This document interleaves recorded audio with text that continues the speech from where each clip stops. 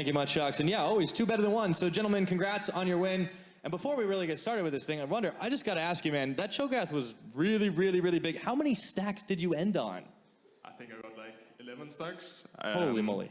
Yeah, my lane was kind of rough because they were playing like throughout both games, they were playing really hard around top, and like they like to snowball him and play with vision and pressure on top. So I just had to take one for the team and just farm it out. But in the end, I got really fed on stacks and like on team fights, and I ended up one-shotting the AD, which is always fun when you play Cho, of course. So, I mean, that's what I play for. So. Well, it certainly worked out, and I actually got taken by surprise. I thought, Thrashy, you'd be the guy to be picking up the Cho'Gath. What made you guys make this transition in the pick and ban phase? I mean, the only time we actually play a tank top is when the champ is really OP, so that we kind of got this opportunity to put Wunder on a tank where it's like, I can actually play this champ. I want to play this champion because it's so OP, so I was like, sure, bro, just take it. I don't mind. So, like, if he wants to play the OP champ, I don't mind. So that's kind of what it was. Fair enough. You at least got to jump on a lot of people on that Kha'Zix. But Wunder, back to you. It seemed like a really clean series for Splyce. Were you really expecting it to be, kind of that easy one and done, despite a rocky laning phase?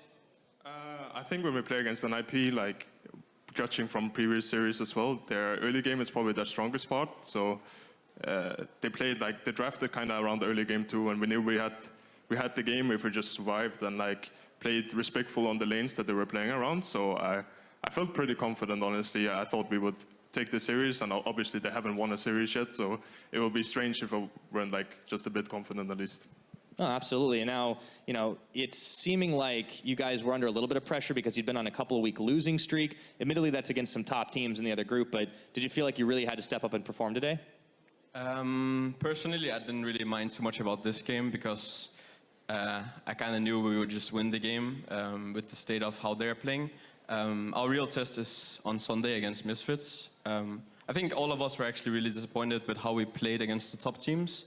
We were not playing to the level we know we can play at. So for us, this win doesn't really show anything, in my opinion. We just need to show it against better teams. Well, interesting point. Okay, so you have another tougher opponent coming up, but at the same time, you're sitting very comfortably in that third place spot in your group, which means playoffs. What has to happen for Splyce to be able to leapfrog some of those other guys, the H2Ks, the Unicorns of Loves ahead of you? I think what happened is we got a new thing in our house. It's a guy called Boris, and he's gonna make it happen. All right, shout out for Boris. Okay, thank you very much, gentlemen. Congratulations on your victory. Okay, let's send it back over to Shocks and crew at the analyst desk to close out the day.